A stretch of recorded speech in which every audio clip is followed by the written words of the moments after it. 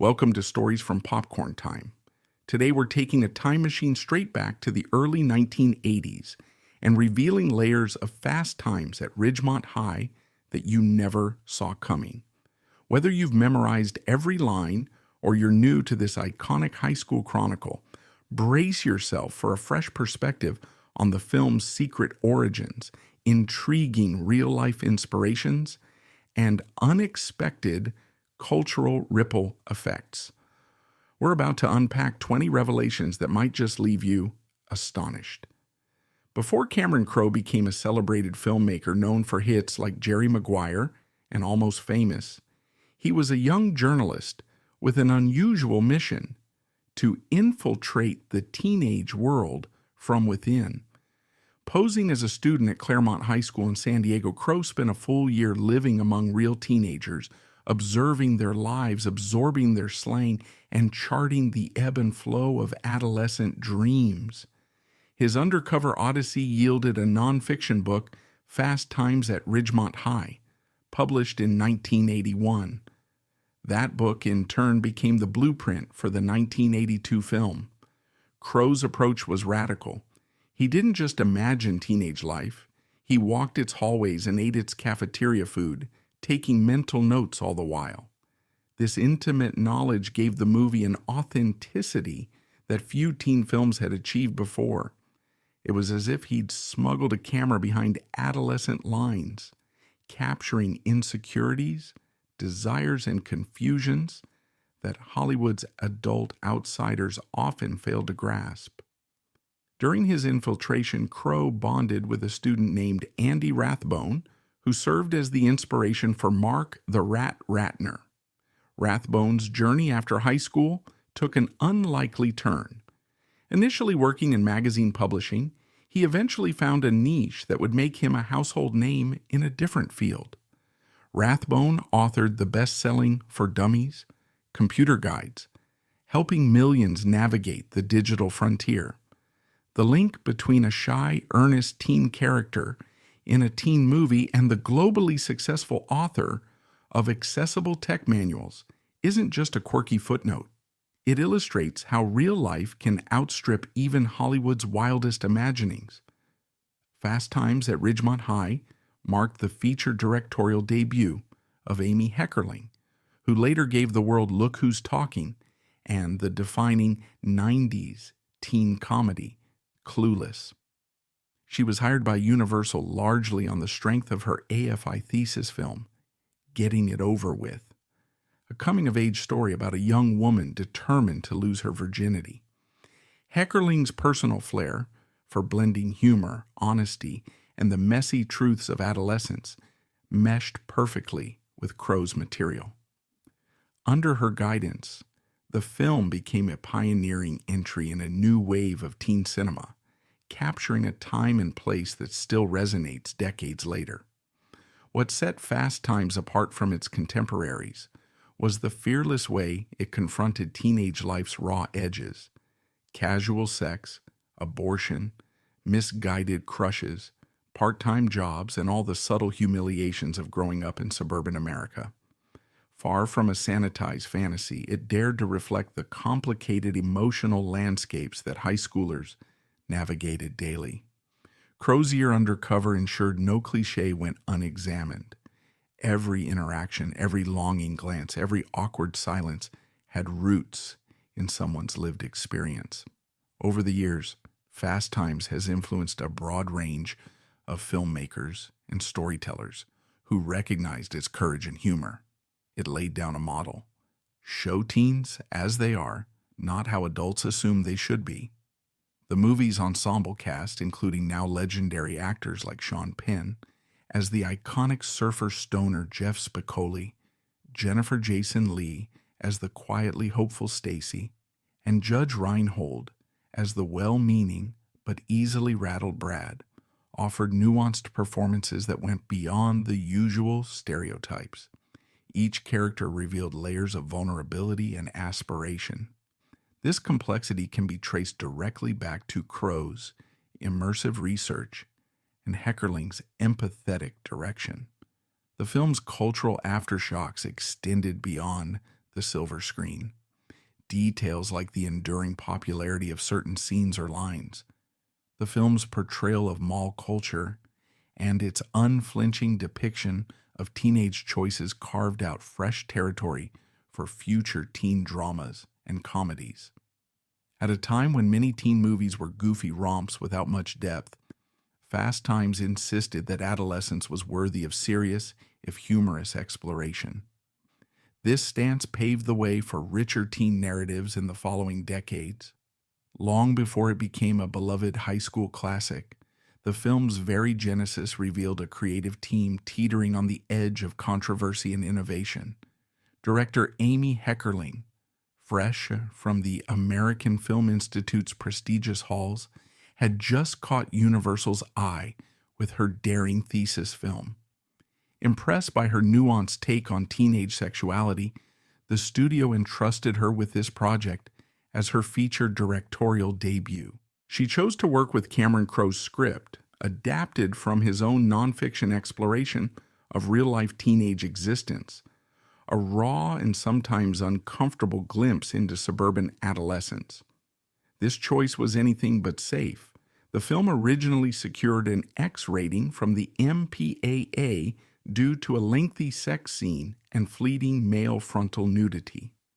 Heckerling, determined to portray intimate encounters honestly and to show young men's bodies as unashamedly as women's, faced a difficult concession. To avoid box office death by censorship, the pivotal scene was shortened and recropped, curtailing her more equalizing approach to on-screen nudity.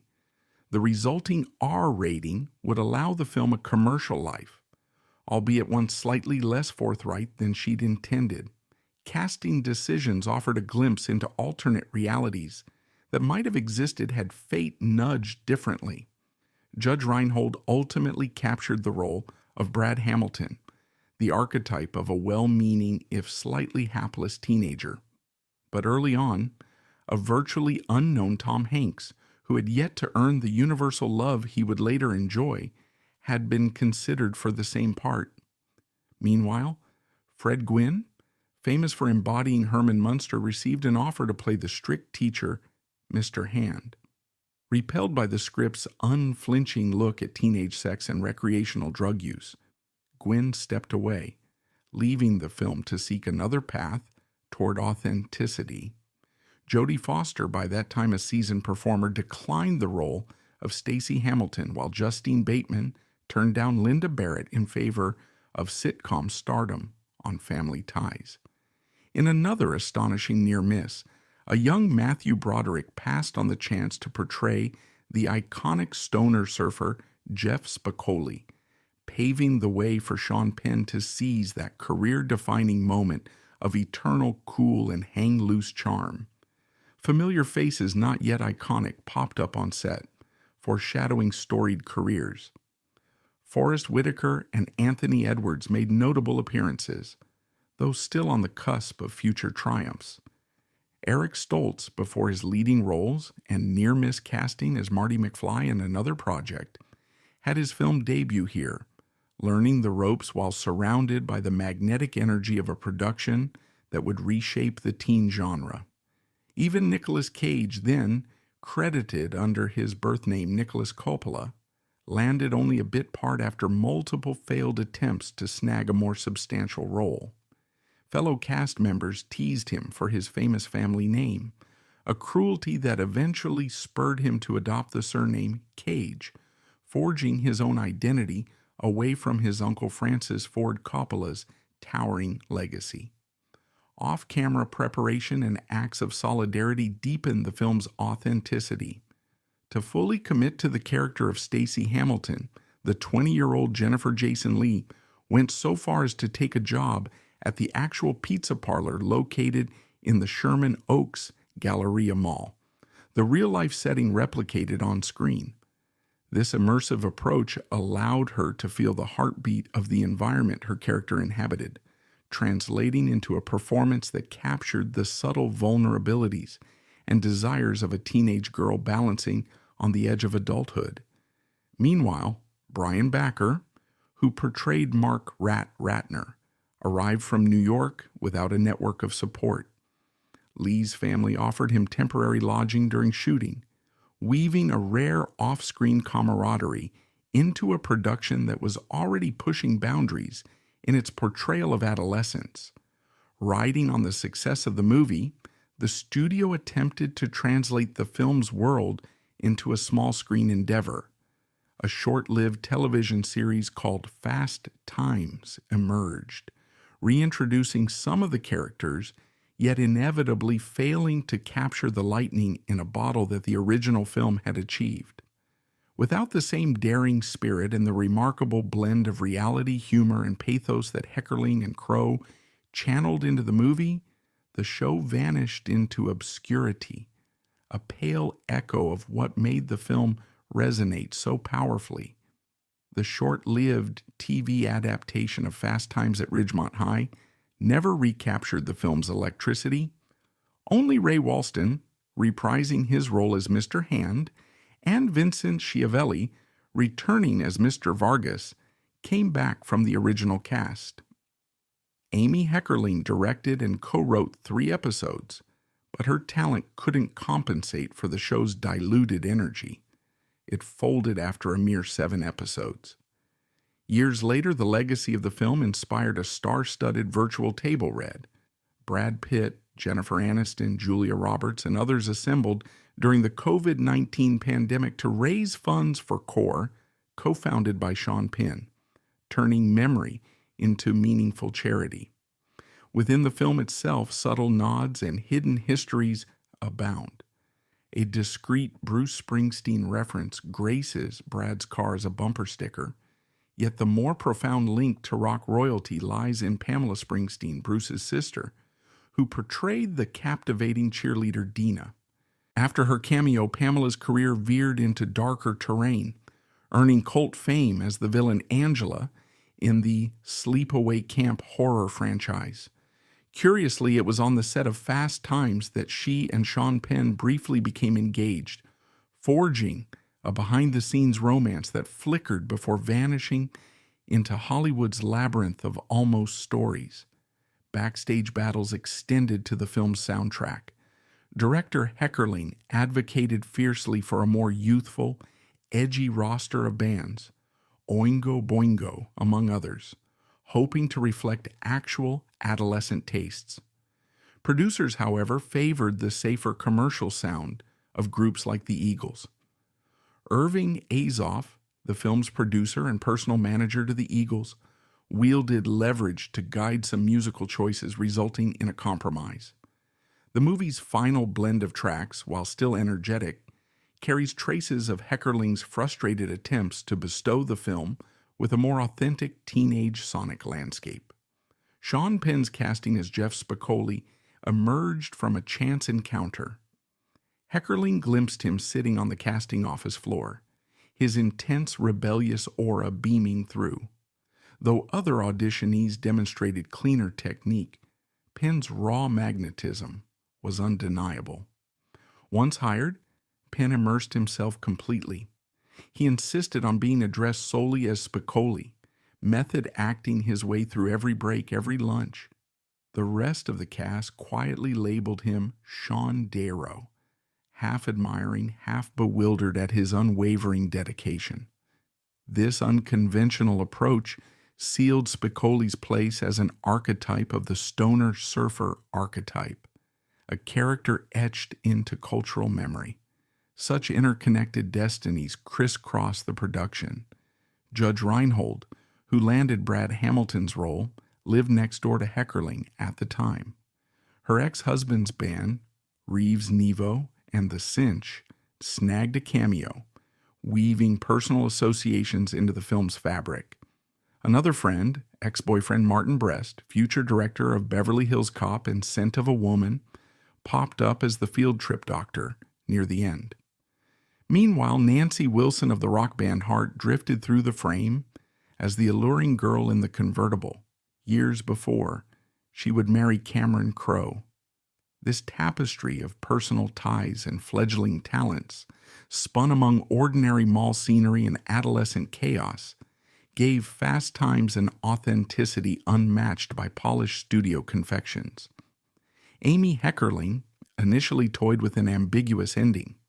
She had considered leaving certain character fates unresolved, as though life itself had countless sequels unwritten.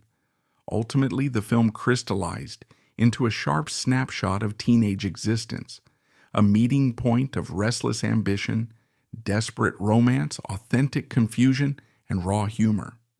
Fast Times dared to portray teenage life without rose-tinted nostalgia or hollow sensationalism, capturing the awkward chemistry that arises when personal dreams, peer pressures, and adult expectations collide.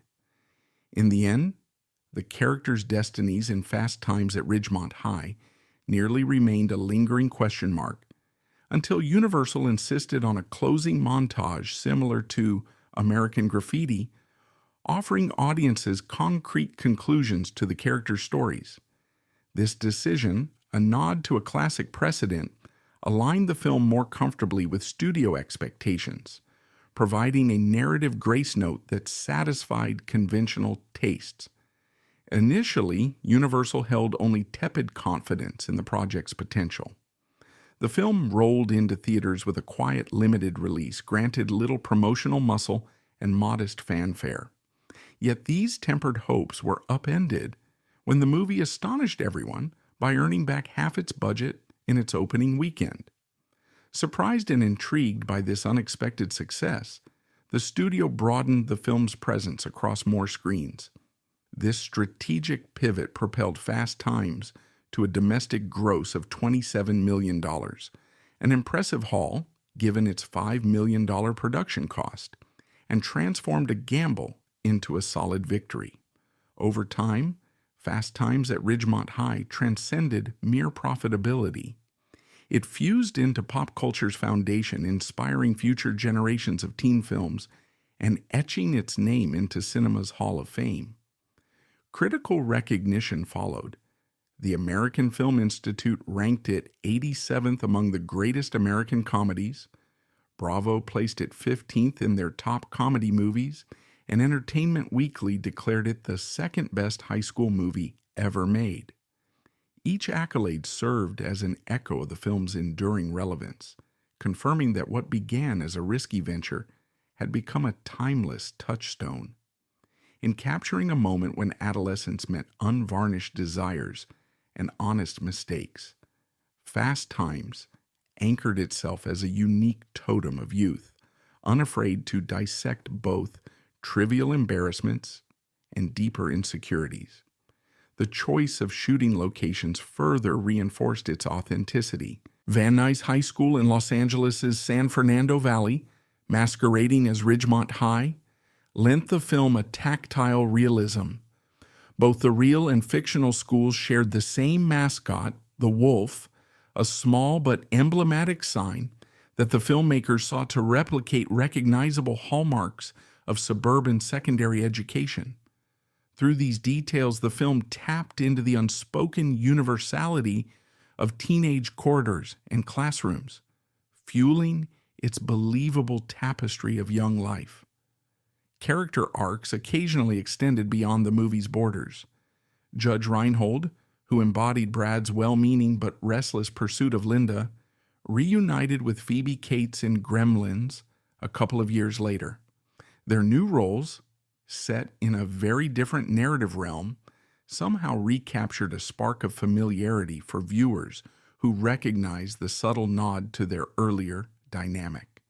This creative cross-pollination between projects exemplified how certain actor pairings, born in one cultural artifact, can evolve and adapt in others, forging bridges through Hollywood's changing landscape.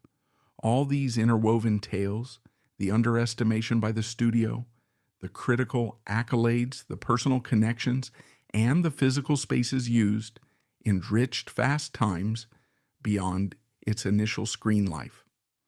What started as a modest effort, born of Cameron Crowe's undercover research and Amy Heckerling's directorial vision, grew into a cultural cornerstone that influenced countless successors. Its success hinged not merely on script or cast, but on a convergence of risk-taking, clever adaptation, grassroots triumph, and historical precedent. Long after its release, the film remains a primary reference point for how to capture the messy, electric essence of being young in America. If you've relished these insights, your support matters. Subscribing to this channel ensures you won't miss future deep dives into other cinematic gems. Reflecting on these revelations, we understand that great films seldom emerge smoothly. Instead, they are negotiated triumphs, shaped by external pressures, personal experiments, and the relentless quest for authenticity. Fast Times at Ridgemont High stands as a permanent reminder. Sometimes, the most memorable portraits of youth come from daring to tell the truth, no matter how messy or uncertain it may seem at the start.